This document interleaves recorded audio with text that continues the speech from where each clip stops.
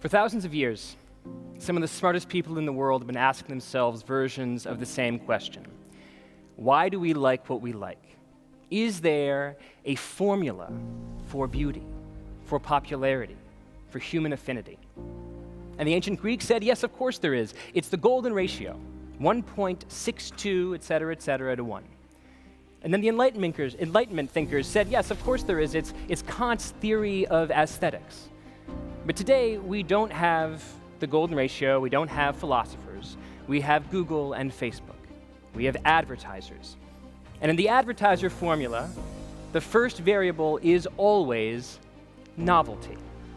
This is a scientific fact. They actually went through, several decades ago, all of the words they could possibly find in all the advertisements that were out there. And the most common word in all of those ads wasn't buy, wasn't now, wasn't risk-free warranty. It was new. We are living in a cult of novelty. Companies want us to like new things, to buy new things, to crave new things. But the truth is that we don't like novelty. In fact, we hate it. According to the mere exposure effect, one of the oldest and most robust theories in the history of psychology, the mere exposure of any stimulus to you over time will bias you toward that stimulus. In English, familiarity good. And indeed, when you think about it, we seek out new songs. But the songs that we most reliably enjoy are those with familiar chord structures and timbres. We seek out new movies. But every year this century, a majority of the top 10 films in America have been sequels, adaptations, or reboots. Familiar. In fact, maybe the best proof of the power of familiarity is that thing that is so familiar to you, your own face.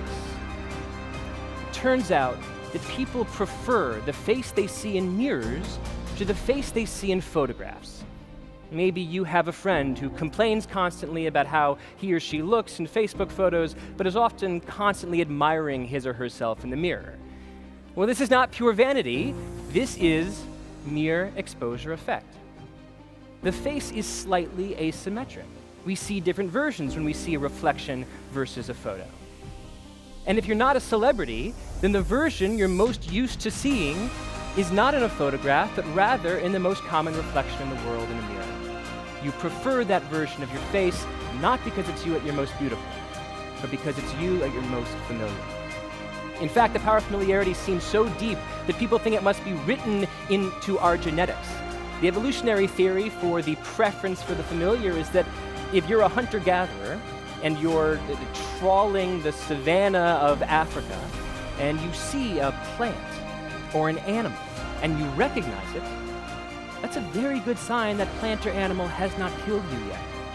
So, of course, you should prefer it. But this creates an enormous problem for creators, for creative types. Because I just told you that people only like new things if they're just like old things. So the question before us today is, how do you balance familiarity and surprise in such a way as to design hits, to design things that people love? Is it possible to engineer a familiar surprise? And to begin to answer that question, I want to tell you a short story about a man who is a hero of mine, a hero of my book, but also a man that I would imagine 90 to 95% of this room does not know. His name is Raymond Loewy, and he designed the 20th century. Raymond Loewy was a French orphan who came over to the United States after World War I. And his brother picked him up in a cab. And this is in the 1920s, where they drive down to downtown Manhattan, where one of the tallest buildings down there is the Equitable Building, which looks a bit like a tuning fork with sort of two large buildings rising into the sky. And Raymond Loewy takes an elevator to the top of this building, and he looks out over Manhattan from this vista. And he's expecting from his dreams in Paris to see a world that is beautiful, that is round, that is feminine. But the New York that unfurls in front of him is the exact opposite. It's grungy, it's noisy, it's the hulkiness of the industrial age. And Lowy makes a promise to himself and his brother. He says, I'm going to devote the rest of my life to beautifying America in my image. And Lowy did just that. Raymond Lowy designed the most famous car of the 20th century, the 1953 Studebaker. He designed the most famous train and locomotive of the 20th century, the Pennsylvania Railroad GG1. He designed the modern Greyhound bus and the modern tractor, the modern Coca-Cola fountain. He designed that pencil sharpener that looks like an egg with a little spindle coming out of it that you've seen in 100,000 classrooms. He designed the logos for Exxon and USPS. He basically designed all of 1950s Americana. And in fact, one day, Raymond Lowy was hanging out with his friend, and he saw the president's plane take off, and he said, "It looks gaudy."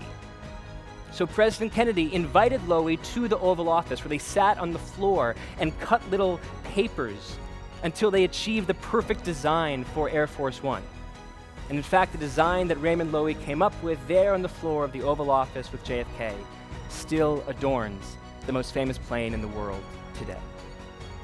So the question is, what did this man possibly understand about human psychology that he knew what we wanted from planes and trains and automobiles? This man was like Don Draper meets Steve Jobs for the 20th century. He understood everything. Unfortunately for us, Raymond Lowy had a grand theory of everything. He was called Maya, M-A-Y-A, most advanced yet acceptable. Raymond Lowy said that human preferences are torn between two opposing forces. On the one hand, there is neophilia, a love of new things, an appreciation for the new, a need to discover. But on the other hand, there is neophobia, a fear of anything that is too new, a deep conservativeness. And Lowy said that in order to make hits, you need to make products that live right at that intersection of the familiar surprise. To sell something familiar, you have to make it surprising. But to sell something surprising, you have to make it familiar. And Lowy was not a scientist, but this theory has been proved and validated by scores of studies and meta-studies since he died. It has been used to explain hits in technology, in academics, in culture, and even in politics. Let's start with technology. Technologists are often in the position of having to make something new and then make that new thing popular with an audience that doesn't understand it. This was the problem recently at Spotify. Spotify, obviously the famous streaming music company, which was developing its app, which probably many people in this audience have used, called Discover Weekly. If you haven't used Discover Weekly, every single Monday, Spotify will dump 30 songs onto your phone. And initially, they wanted those 30 songs to be entirely new, so that people had never heard the songs and they had never heard the artists. But when they were initially testing it, there was a bug in the algorithm that accidentally let slip through some familiar songs and some familiar artists. So they quickly fixed the bug and they kept testing. But what happened is that when they kept testing the app once they'd fixed the bug, engagement with the app plummeted. It turned out that having just a little bit of familiarity in this discovery platform made it significantly more popular. To sell that which was surprising, they had to make it familiar. 2, academics. I'd imagine that most academics don't think of themselves as hit makers. They don't think of themselves as operating in a cultural marketplace. But in order to become a star in your discipline, you often need to be published by the most famous publishers. And therefore, you are essentially giving up your research, proposing your research to people who are essentially your audience. So in 2014, a group of researchers from Harvard University and Northwestern wanted to figure out what is the formula for a hit paper. They wanted to figure out what sort of paper was most likely to be accepted by the NIH. Was it really, really novel proposals, or was it extremely familiar ones? So they created a dummy list of 150 papers, and they coded each of them for novelty, and then they delivered those papers to a group of 150 researchers who scored their favorites. And the graph of that score looks a bit like an upside-down U. Over here, you have utmost familiarity. Over here, you have utmost novelty. But it turned out that the researchers who were evaluating these proposals, they too preferred that which they called optimally familiar, advanced, yet acceptable. Maya. 3, identity. In my book, Hitmakers, I spend a long time trying to figure out this issue of why do fashions exist? Indeed, if the brain is an organ of ancient chemistry, then why should we change our opinion of what is good? But of course we do. Guitar solos are weird in the 1930s, extremely popular in the 1970s, and then weird again in the 2000s. Skinny jeans are unpopular, and then popular, and unpopular, and popular, and they follow the sine curve. So why does this happen? Well, it's really important to understand that for the vast majority of human history, fashions really didn't exist. People wore the same clothes for centuries, for millennia. It never occurred to people wearing togas that they should somehow change the look of their toga from one decade to the next. But a really interesting way to look at fashion is to say, all right, well, let's say people clearly do have different, clothing fashion preferences, but let's imagine a make-believe store. And at this store, all clothes simply exist, they all cost the same price, and there is no marketing. And it's important to think about this store sort of in your head because as an economic writer, I often think, all right, well, to explain fashion, I would think that it must be explained by price or by the fact that J. Crew doesn't want you to wear a certain kind of pant anymore, so they take it away. Or they want you to wear a new kind of pant, so they market it. But imagine with me this magical store where all of the clothes exist and they're all the same price and marketing is impossible. Well, in fact, that store exists here in the real world. It is the marketplace of first names. Think about it. All first names exist. They all cost the same price, and there's no direct marketing. Nike really, really wants you to buy its next shoe, but there is no advertisement in Nike history that has ever said, oh, and after you buy your shoe, would you please name your baby girl after the Greek goddess of victory and speed? It's never happened. So why do first names follow the same hype cycles as clothes? So a sociologist named Stanley Lieberson investigated this, and he came up with a really interesting theory that essentially just went right back to Maya. He found that people tend to prefer names that are familiar surprises. So take a name like Samantha. Samantha in the 1980s was not a particularly popular name. It was about the 30th most popular baby girl name in the country. But just enough young couples decided that that was a perfectly popular name for their baby girl that in 1992, 222,000 couples named their baby girl Samantha, making it the second most popular baby girl name of that year. But then think about what happens 5 years later. All these little Samanthas go into kindergarten together, and the kindergarten is suddenly just run amok with Samantha, Samantha, Samantha, when all these parents thought they were giving their daughter a unique name. And so since most parents have a preference for names that are familiar but also surprising, the name Samantha naturally, without any organization, rises in popularity and then falls. One of the more interesting proofs for the fact that parents have a specific taste for popularity is that siblings tend to have similarly common or uncommon names. And this is intuitively true. If you meet the siblings, Michael, Emily, and Sarah, it's a little bit strange if they say, and this is our sister, Xanthopy. But if you meet the siblings Xanthopy, Prairie Rose, Esmeralda, it's very strange if they're like, also, here's our brother Chad. Parents have a specific taste for familiarity. But one of the most interesting proofs of this naming theory is looking at the phenomenon of baby girl names for Black Americans. For the vast majority of human history, for American history, blacks and whites had similar names. But starting in about the 1960s, there was a great forking where some names began to sound white and other names sounded black. And one of those markers for a black name is the LA or LE prefix, like for LeBron James or LaDainian Tomlinson. But this was basically unheard of before the 1960s. But Stanley Lieberson found that starting in 1967, 8 distinct black baby girl names peaked in popularity with a la prefix. And they peaked in the following order: Latonia, Latanya, Latasha, Latoya, Latrice, Lakeisha, Lakeisha, Latricia. And what's so fascinating about the sequence is just how orderly it is. Every next popular name is a play on what came before it. It takes the familiar and it makes it surprising.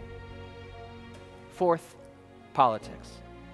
In this age of hyper-partisanship and polarization, there is an enormous demand to figure out how people can talk to each other, how we can persuade each other. But often when we get into debates, when we get into discussions, and we try to persuade someone of our point of view, we begin with our code of ethics. So if you're a liberal, you'll say you shouldn't like Donald Trump because his policies are cruel to Hispanics. Or if you're a conservative, you might say you shouldn't like Bernie Sanders because he's trying to turn us into Denmark. Now, on its face, these statements are perfectly genuine and sincere, but they fail immediately as articles of persuasion, because if you're a conservative who supports Trump, you probably like those policies that are discriminatory. And if you are the liberal supporting Bernie Sanders, you kind of want to nudge the US toward Denmark. But imagine if instead we invert the process and we begin with the code of ethics of the person that we're talking about. We piggyback off of their familiarities. So if you're talking to someone as a liberal, and you're talking to someone who supports Donald Trump, you might say, one of the things that I've always respected about the Republican Party is their emphasis on patriotism, putting country over self, and seeking service. Help me think through times in Donald Trump's business career. He's been a paragon of these values. Now, you might not create a Bernie Sanders supporter on the spot. You might be slapped for insouciance. But you're going to get a lot farther following this path than you are putting forth first principles that the person you're speaking to disagrees with. The model that I've just proposed is called the moral foundations theory. And it says essentially that it's always more beneficial when debating with somebody else to begin with their first principles, to begin with their code of ethics, and then show how slow walking those code of ethics toward the center might make their position leak into your position. All debate involves a form of ideological advertising, and in both polemics and in products, to make it Maya, make it familiar. The last story I want to tell takes us back to Raymond Loewy, and it takes us back to his last assignment as an industrial designer. Raymond Loewy was told to design the interior habitat for the first NASA space orbital, the most surprising and unfamiliar and exotic environment you could possibly imagine a human being in deep space. And Loewy conducted a bunch of habitability studies, and he made some tweaks here and some tweaks there, but his most famous contribution to space history is that he cut a hole in the side of the NASA space orbital. He placed a sheet of glass there and created a viewing portal for Earth. Yes, that viewing portal that you have seen in all of those movies, that too is Raymond Loewy's innovation.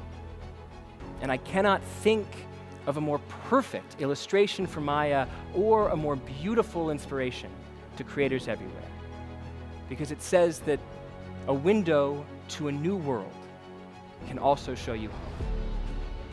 Thank you.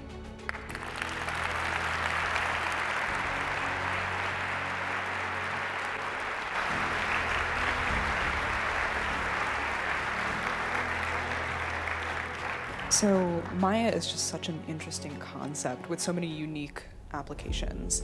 I'm wondering, do you think that there are ways to apply this idea to help people from diverse backgrounds better relate to each other? Yeah, absolutely. I mean, one of the ideas that comes up in developmental psychology is this issue of sensitive periods, that people develop tastes, develop their particular familiarities during specific periods in their life, which tends to be relatively young. People tend not to change their taste in music or their taste in food after the age of 40 or 50. So when thinking about this question of justice, it's important sometimes to not only focus on adults, not only trying to remediate adults, but also realizing that the way to get liberal-minded people, the way to get people who think multiculturally and embrace those of all stripes and colors and creeds is actually to have a kind of cradle-to-grave strategy, where you say we should build neighborhoods. We should focus on neighborhoods and build neighborhoods where you have a combination of ideologies and colors and creeds and all of this. So I think sometimes we think of justice as purely remedial, and of course there's lots of people doing very important work there, but it's also so important that we think about taste formation, even on important issues like politics, as being a project that involves the neighborhood level. Absolutely, thank you. Thank you.